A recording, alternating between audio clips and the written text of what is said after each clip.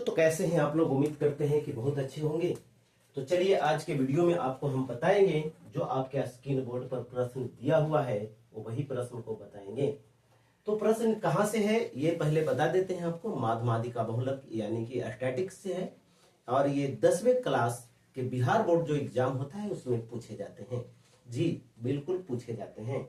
तो प्रश्न को पहले पढ़ा जाए उसके बाद हल करेंगे।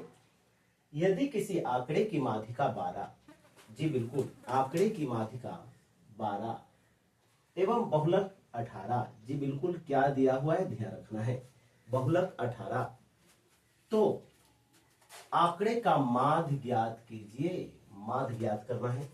क्या आपके इसके फॉर्मूले याद हैं? यदि नहीं याद है तो ध्यान रखिए। बहुलक क्या दिया हुआ है, बहुलक, और क्या होता है माध्यिका। जी पहले फॉर्मूला याद करना है, याद नहीं है तो यहां से हम आपको याद करवा देंगे, ध्यान दीजिएगा। बहुलक, माध्यिका और क्या होगा माध्य। सर जी आप माध्य काहे पहले नहीं लिखे, माध्यिका पहले क्यों नहीं लिखे और बहुलक क्यों नहीं लिखे? तो सबसे पहले ध्यान यह रखना है कि बहुलक में 4 अक्षर, आधा जो ध है ना उसको हटा दीजिए। बहुलक में 4 अक्षर, माध्यिका में कितने माने? जी बिल्कुल सर 3 मानिए। माध्य में कितने माने? सर जी 2 मानिए। बिल्कुल। चलिए तो इसीलिए सबसे ज्यादा वाला को पहले बार रखा गया, सबसे उससे कम वाला को दूसरे नंबर पर और सबसे कम वाला को अंतिम नंबर पर रखा गया। जी बिल्कुल समझ गए होंगे। अब चलिए, अब ये सबसे ज्यादा है ना तो इसीलिए यहाँ पर बराबर का चिन्ह दे दिया। अब क्या करें सर? तो अब इसमें कितने अक्षर हैं जी?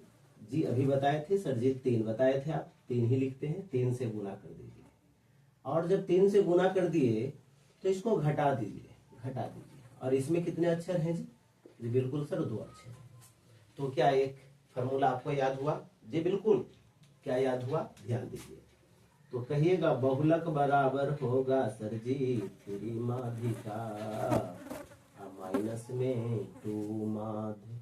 जी बिल्कुल यही होगा, यही होगा, यही होगा। समझ गए होंगे, यही होगा और याद करना है। तो पूछा क्या है सबसे पहले समझिए, माध्य पूछा है। जी माध्य पूछा है, माध्य पूछा है, माध्य पूछा है। इसको यहाँ लाते हैं, इसको यहाँ भेजते हैं। तो क्या सर जी 2 माध्य बराबर 3 माध्यिका, माध्यिका माइनस में ये आधार आ जाएगा तो बहुलक लिखेंगे कि नहीं? जी बिल्कुल सर बहुलक होगा। जी बिल्कुल। अब क्या माध्य तो पूछा था तो माध्य बराबर निकाल लेते हैं। माध्य बराबर क्या लिखेंगे? 3 माध्यिका